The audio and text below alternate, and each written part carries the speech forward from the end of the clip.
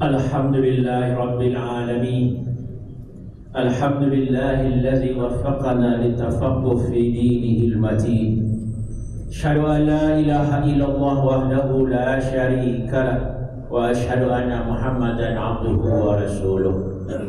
Allahumma shalli ala Muhammad wa ala alihi wa ashabihi wa man tabi'ahum bi ihsanin ila yaumiddin, amma ba'd. Ya ayyuhalladzina amanu taqullaha haqqa tuqatih wa la tamutunna illa wa antum muslimun. Wahai orang-orang yang beriman, bertakwalah kamu kepada Allah dengan sebenar-benar takwa. Wa la tamutun, dan jangan sampai kamu meninggal kecuali dalam keadaan muslim, dalam keadaan mengamalkan, meyakini dan membela agama Islam ini. Jamaah Jumat rahimakumullah, khutbah kita siang ini kita perhatikan firman Allah Subhanahu wa taala dalam surat An-Nisa. A'udzu billahi minasyaitonir rajim. Bismillahirrahmanirrahim. Ya ayyuhalladzina amanu atti'ullaha wa atti'ur rasul wa ulil amri minkum. Fa in tanaza'tum fi shay'in farudduhu ila Allahi war rasul. In kuntum tu'minuna billahi wal yawmil akhir, zalika khairu wa ahsanu ta'wila.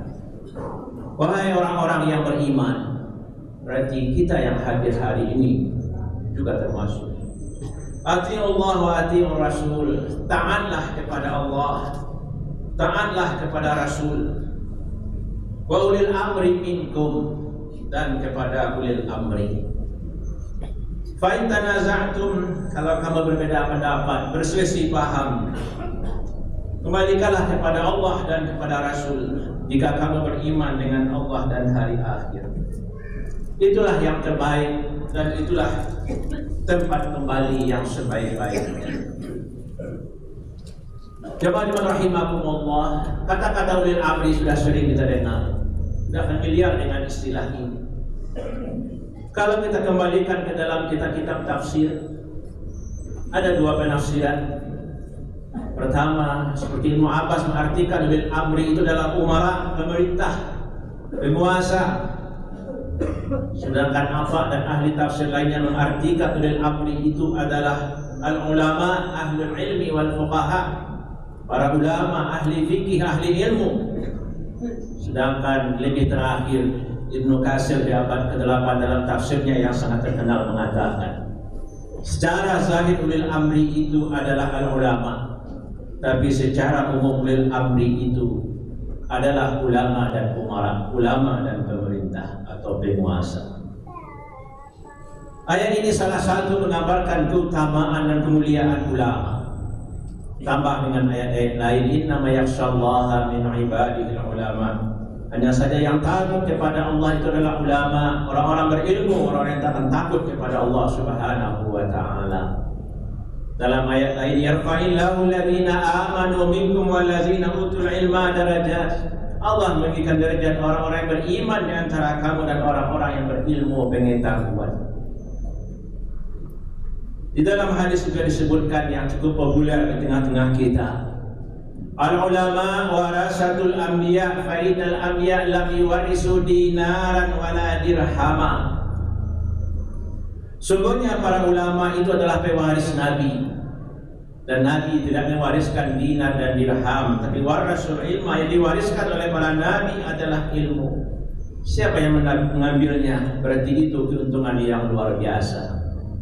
Hadis ini diriwayatkan dari Imam At-Tirmidzi dan Imam Ahmad yang disahihkan oleh Albani. Ulama adalah pewaris Nabi. Hadis lain dalam Sahih Bukhari dan Sahih Muslim juga menyebutkan, innallaha la yaqbidul ulama intiza'an yantazi'uhu minal 'abdi, walakin yaqbidul ilma biqabdil ulama.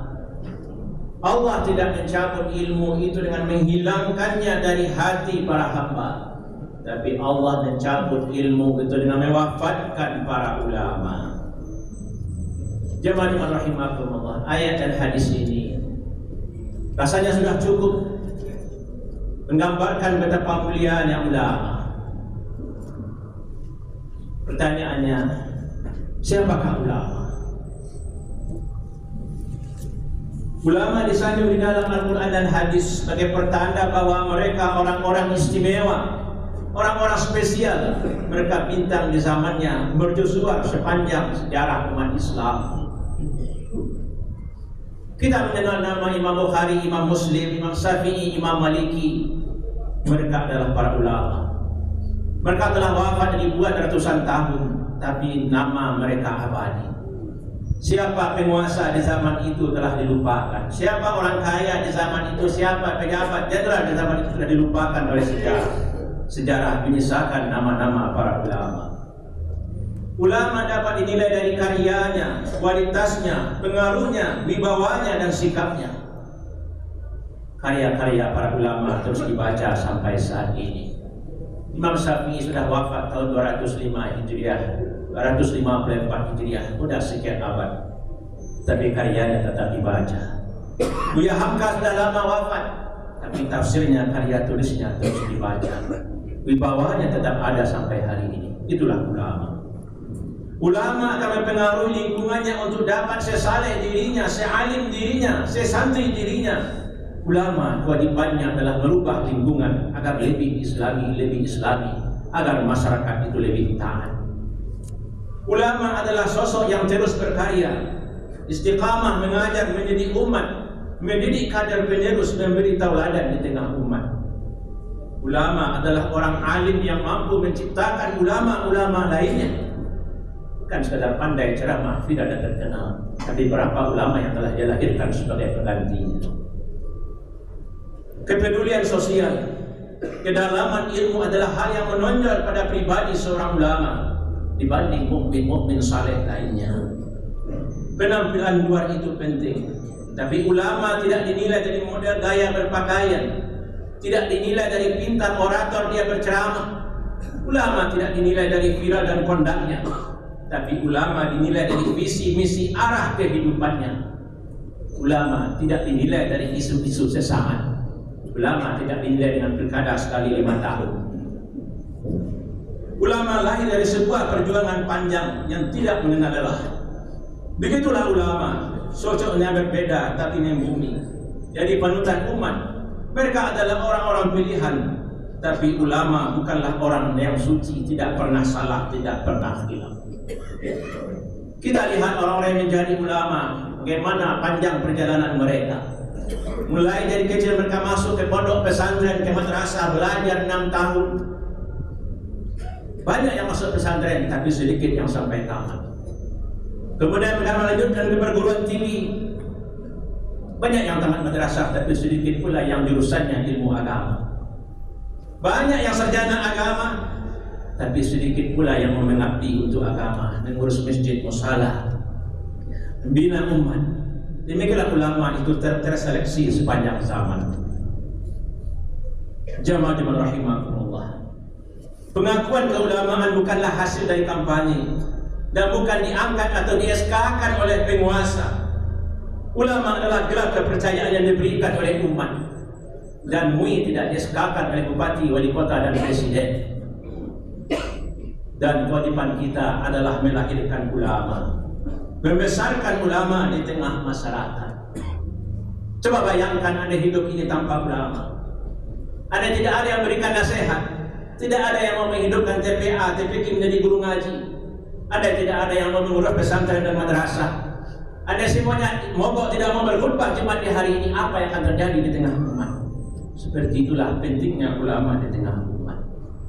Jamaah rahimakumullah. Buya Hamka pernah menulis, siapakah ulama? Beliau menjawab, ulama adalah pemimpin agama, ulama, kiai, lebay, ajengan. Itulah waris daripada nabi-nabi. Nabi yang tidak meninggalkan harta benda, tetapi meninggalkan pengajaran dan tuntunan yang akan disampaikan kepada umat manusia. Ulama lah yang akan menyampaikan itu. Ulama lah pelita di waktu sangat gelap. Ulama lah penunjuk jalan di belukar hidup yang tak tentu arah. Ulama lah pemberontak kepada kekuasaan yang sewenang-wenang, melawan kezaliman dan aniaya. Kebesarannya terletak di dalam jiwa, bukan dalam pakaiannya yang mentereng, baik jubah dan sorban, ataupun tasbih, ataupun tongkat kebesaran. Kata hadis, Allah tidaklah melihat kepada wajah kamu dan bentuk tubuhmu, melainkan melihat kepada hatimu dan bekas amalmu. Sampai di mana jejak ulama itu, itulah yang dinilai oleh Allah Subhanahu wa ta'ala. Sayangnya ulama karena Allah dan bencinya juga karena Allah. Dari matanya memancar cahaya keyakinan dan iman. Mereka berani menyatakan kebenaran, menyaksikan kebenaran, memberikan nasihat berdasar hukum yang diturunkan Tuhan, tidak memutar-mutar, memusing-musing arti perintah Allah karena mengharapkan ridha dan kekuasaan manusia. Sesekali tidak menyembunyikan kebenaran, padahal mereka telah tahu. Buya Hamka melanjutkan, mereka mulia dan bergengsi tidak karena iman. Mereka mulia dan bergengsi karena iman dan kepercayaannya. Kalimat Allahu Akbar, Allah Maha Besar, telah mempengaruhi kepada seluruh jalan hidupnya. Maka lantaran itu tidaklah pernah mereka merasa rendah diri terhadap kepada sesama makhluk. Bagaimanapun besar kekuasaan seorang manusia dan megahnya, namun bagi ulama sudah ada ketetapan yang tetap, kegagahan dan kekuasaan yang tidak terbatas. Kalau hanya tangan manusia, tidaklah kekuasaan mereka melebihi Namrud dan Fir'aun. Juga karena hendak mencapai kedudukan yang bukan kedudukannya, jatuh ke bawah pun sangat terhentak dan lumat digilas roda zaman, menjadi iktibar dan pengajaran kepada umat yang datang di belakang. Ulama itu kuat karena mereka tidak pernah menadahkan tangannya kepada sesama makhluk. Walaupun ada seorang kepala negara bergelar khalifah atau sultan atau bergelar presiden sekalipun, mereka mesti berhati-hati terhadap kekuasaan ulama kepada jiwa umatnya. Maka oleh karena kuat teguhnya semangat ulama, kerap terjadi kepala-kepala negara itulah yang terpaksa mengambil muka kepada beliau. Sebab ulama sejati itu tidaklah suka terikat oleh kemegahan nafsu dunia yang fana dan maya ini. Apa yang akan menarik mereka pada dunia ini? Datang ke dunia tidaklah berpakaian suatu apa, dan kembali ke akhirat hanya kain 3 lapis. Jamaah rahimahumullah. Buya Hamka melanjutkan, sebab itu maka perutnya tidaklah menguasai dadanya, dan kepalanya tidak berat yang menyebabkan timbul konflik kantuk karena terlalu banyak memakan pemberian orang kaya atau orang berkuasa. Mereka para ulama menempuh beribu macam kesulitan, dan mereka tahu akan kesulitan itu. Bila mana mereka telah tertegun melangkah karena sulit dan rumitnya tantangan yang dihadapi, tiba-tiba mereka bangun kembali, sebab terdenging pula di telinga mereka, al-ulama warasatul anbiya. Ulama adalah penyambut warisan Nabi. Lantaran suara itu mereka pun berjalan pula, dan terus pula. Jalan itu berbahaya, dan mereka tahu akan bahaya itu. Dari mereka terancam dengan berbagai ancaman. Diri mereka, keluarga mereka terancam dengan berbagai macam ancaman, dan mereka insaf akan ancaman itu.